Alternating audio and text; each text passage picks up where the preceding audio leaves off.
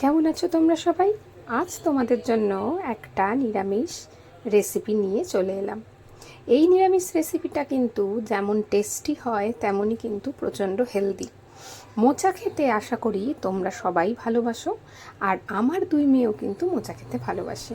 তার জন্যই আজ রইল নিরামিষ মোচার ঘন্টর রেসিপি।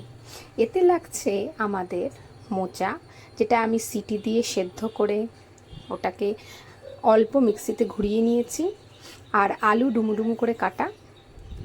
নেব আমি মশলার মধ্যে হলুদ গুঁড়ো, জিরে গুঁড়ো, ধনে গুঁড়ো, শাহি গরম মশলা, আর লাল লঙ্কার গুঁড়ো, আর কাশ্মীরি লঙ্কার গুঁড়ো। আর রান্নাটা করব সর্ষের তেলে। ফোড়নের জন্য নিয়ে নিচ্ছি গোটা জিরে আর অল্প গোটা গরম মশলা।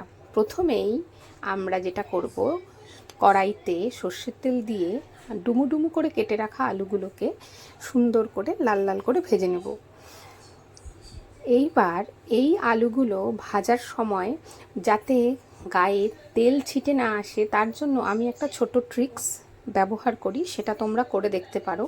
কড়াইতে তেল দিয়ে গরম হওয়ার সময় তেলের মাঝখানে অল্প একটু হলুদ দিয়ে দিলে কিন্তু আর এই গরম তেলটা ছিটে গায়ে আসে না। আমি সাধারণত কোনো কিছু ভাজার জন্য কড়াইতে তেল দিয়ে মাঝখানে একটু হলুদ দিয়ে রাখি। এবারে এই আলুগুলো দেওয়ার পরে তার মধ্যে অল্প করে পরিমাণ মতো একটু নুনও দিয়ে দিয়েছি, আর এইবার আলুগুলোকে লাল লাল করে ভেজে নিচ্ছি। আলু ভাজা হয়ে গেলে তারপরে পরপর কি রেসিপি তোমরা দেখতে থাকো।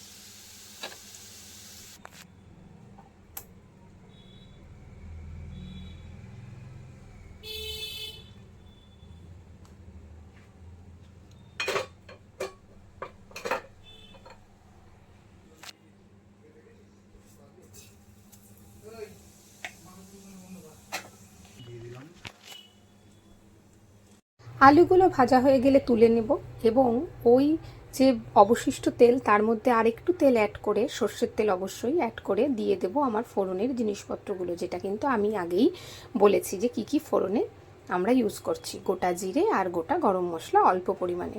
এরপরে ওই যে পেস্ট করে রাখা, মানে এটা কিন্তু পুরো মিহি পেস্ট নয়, একটু অল্প পেস্ট করে রাখা মোচা, যেটাকে অলরেডি আমরা প্রেসার কুকারে সিটি দিয়ে সেদ্ধ করে নিয়েছিলাম, সেই মোচার পেস্টটা কিন্তু এবার এই ফোড়ন দেওয়ার পরে তার 1-2 সেকেন্ড পরেই কিন্তু এই মোচার পেস্টটা দিয়ে দিতে হবে। মোচার পেস্টটা দিয়ে একটুখানি নাড়াচাড়া করে তার মধ্যে আমরা একে একে দিয়ে দেব বিভিন্ন রকম গুঁড়ো মশলা। যেমন প্রথমেই আন্দাজ মতো হলুদ, আর তারপরে দিয়ে দিতে হবে অল্প জিরে গুঁড়ো, তারপরে দিয়ে দিতে হবে অল্প ধনে গুঁড়ো, আর দিতে হবে নুন, আর দিতে হবে কাশ্মীরি লঙ্কার গুঁড়ো কালারটার জন্য, আর একটু ঝাল লঙ্কার গুঁড়ো। এবার ঝাল লঙ্কার গুঁড়োটা কতটা কি দেবে সেটা কিন্তু তোমাদের ওপর, কারণ যে যেমন ঝাল খাও সেই অনুযায়ী দিতে পারো। আমি মোচাটা পেস্ট করার সময় সেখানে 2টো গোটা কাঁচা লঙ্কা কিন্তু তার সাথে পেস্ট করে নিয়েছিলাম, তার জন্য আমি ঝাল লঙ্কার গুঁড়ো একদম সামান্য একটু দিয়েছি। আর তোমরা কিন্তু এই পুরো রান্নাটা সর্ষের তেলে করবে, আর অবশ্যই শুকনো লঙ্কা আমি ব্যবহার করিনি, শুধুমাত্র কালারের জন্য কাশ্মীরি লঙ্কার গুঁড়ো ব্যবহার করেছি। আর পুরো রান্নাটাই কিন্তু কাঁচা লঙ্কা আমি ইউজ করেছি, কারণ বাচ্চারা খাবে, তাই জন্য এটাতে খুব একটা বেশি ঝাল আমি দিইনি। এইবারে এই যে দেখছো সমস্ত মশলাগুলো দেওয়া হয়ে গেছে, এবার এই মোচা যেটা পেস্ট তার সাথে এই মশলাগুলোকে খুব ভালোভাবে মিশিয়ে নিতে হবে, এবং এটাকে একটু কষতে হবে ততক্ষণই যতক্ষণ না পর্যন্ত এটা থেকে কিন্তু মশলা তেল একটু ছাড়বে। এবার তেলটা ছেড়ে দেওয়ার পর কিন্তু আমরা এর মধ্যে আস্তে আস্তে অ্যাড করে দেব ভেজে রাখা আলুগুলো। ভেজে রাখা আলু দেওয়ার পরেও কিন্তু আবারও বেশ ভালো মতো করে নাড়াচাড়া করে মিশিয়ে নিতে হবে, এবং মিশিয়ে নেওয়ার পরে একটু আঁচটা মিডিয়াম ফ্লেমে করে দিয়ে ভালো মতো করে এদেরকে কষতে সময় দিতে হবে। তারপরে অল্প সামান্য জল দিয়ে একটু ঢেকে দিতে হবে। জলটা কিন্তু অবশ্যই অল্প, কারণ মোচা থেকে কিন্তু কিছুটা জল ধরেই রেখেছিল ওই পেস্টে, তার জন্য অল্প সামান্য জল দিয়ে ওটা ঢেকে দিতে হবে। এরপরে বেশ নাড়াচাড়া করতে করতে কিন্তু জলটা শুকিয়ে যাবে এবং নুন চিনি আন্দাজ মতো দেওয়ার হয়ে গেছে অলরেডি। নামানোর আগে তো আমি কিন্তু এখানে ঘি ইউজ করছি, তোমরা চাইলে এই ঘিয়ের ব্যাপারটা স্কিপ করতে পারো। আর নামানোর একদম আগে কিন্তু ঘি দেওয়ারও আগে আমি একটু শাহি গরম মশলা অ্যাড করেছিলাম।